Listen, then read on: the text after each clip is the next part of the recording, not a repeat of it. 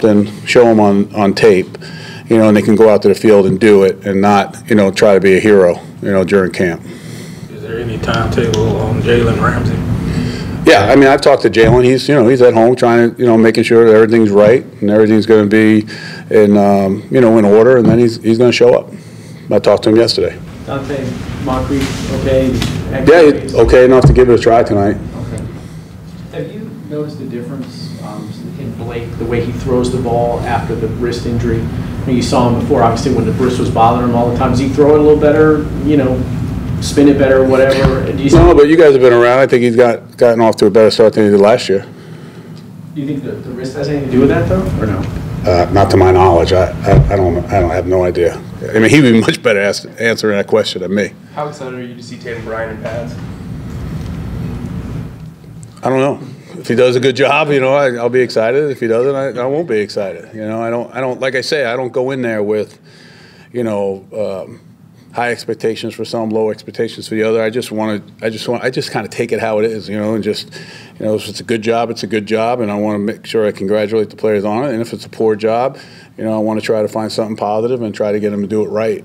I don't think, my job obviously is never get too high and never get too low, and try to keep things even keel and just basically what's on the tape is on the tape, and whether if you did something last year and you did it well, to me, I made mistakes before in the past, which I promise not to make again, where, all of a sudden, if someone doesn't do it well, you say to yourself, well, they did it before, they'll be able to do it again. BS, they've got to show, that they can do it, and, we've got to, coach it, and we've got to do a better job of coaching it, and then, hopefully it's about, it's not hopefully, but this business is about results. Several months, do you have a better handle on the kickoff rules and how you're going to attack that? Or is that not going to be anything until you get in the preseason games to kind of get a real taste for it? No, we have a good handle on the rules. It'll be interesting. I think, we put obviously a lot into it, thought process, and with Joe and Mike Mallory, and, we feel good about it. I don't know in the preseason if you're going to see,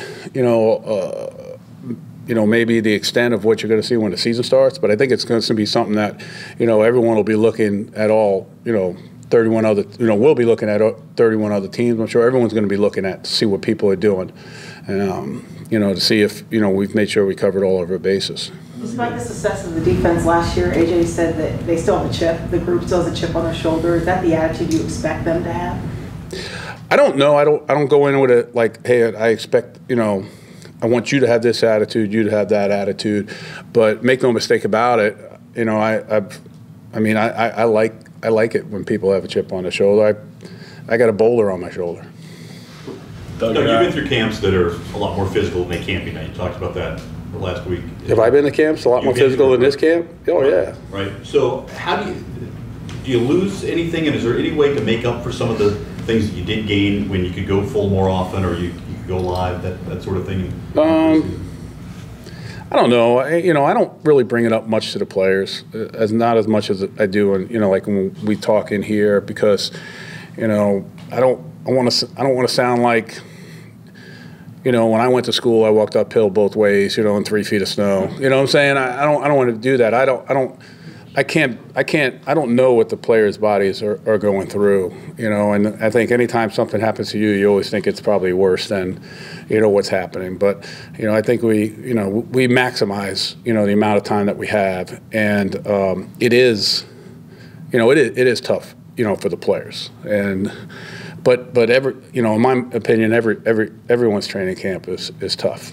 You'll see in the next week with pads on the offensive line, but what has Cam Robinson done up to this point, from last year to now, to maybe improve and build up weight room, classroom, all that?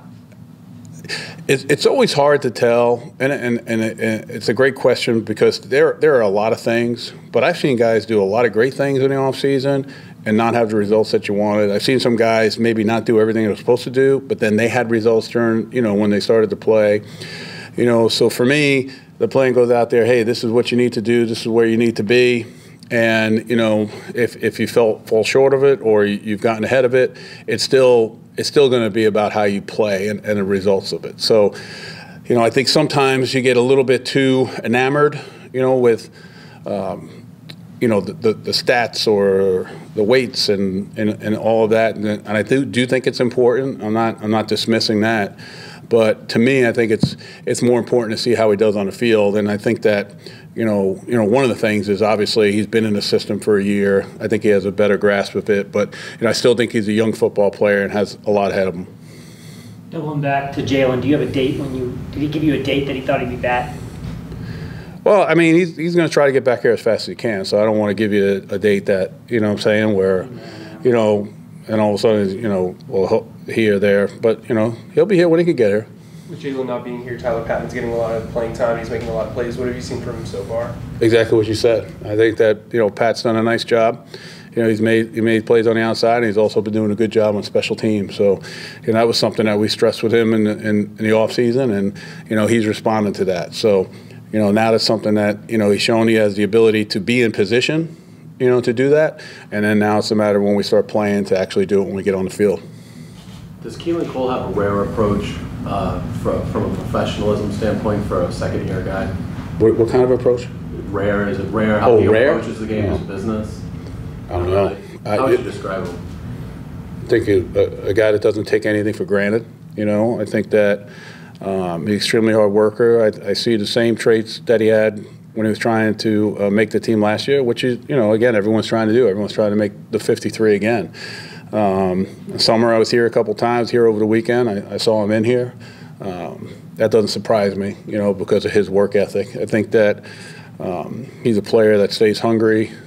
He seems like he's never lost sight of where he came from, meaning what he had to do. And I appreciate that. You know, I appreciate that in all players when I see, you know, the extra work they put in or the extra time and things of that nature. You know, sometimes you see it and they're able to get the results on the field and it's great. And it's hurtful when you see it and they can't achieve those results on the field because you know that someone's put everything into it. That's the tough part I've always had about this game.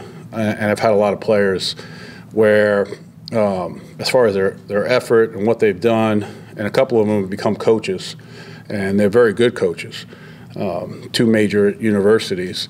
Those two players were probably the hardest working players, did everything you wanted, tough, you know, good leadership, good everything, but at the end of the day, you know, they just fell short from, you know, what they needed to do, you know, to make, you know, the team with 9 offensive linemen. They just, you know, they were the 10th a lot. And that's the hardest part when those players come in and you have to talk to them and you have to release them because, you know, you wish everyone had that type of attitude as far as how they worked and things of that nature. So that's all. It's easy to cut someone that doesn't really give a shit, you know what I'm saying, and doesn't care and doesn't do what he's supposed to do, you know, and he doesn't get results. But it's tough when, you know, those people are pouring in everything in their lives and doing everything they possibly can. I know Carolina has a big hole to fill with Norwell coming here now. How does he add to the physical aspect of y'all's game? You know, I saw it on tape in Carolina. You know, he did a nice job. I thought he was a good physical player. He played obviously extremely well, you know, being a Pro Bowl player. And we're looking for him to, you know, get better and to repeat that type of productivity. You know, and you know he's done a nice job. He goes out there. He's a guy that goes to work every single day. Doesn't really say much. Plays with great intensity, and you know we'll see how he does. You know, coming up here in the next couple of days. All right, last one, everybody. Cool. Thanks, Doug. Yeah, you guys gave me. I'm off early. You had one more, and you guys didn't take it. Appreciate it. Hey, we were doing so good. Junior come back? No, it's not yet.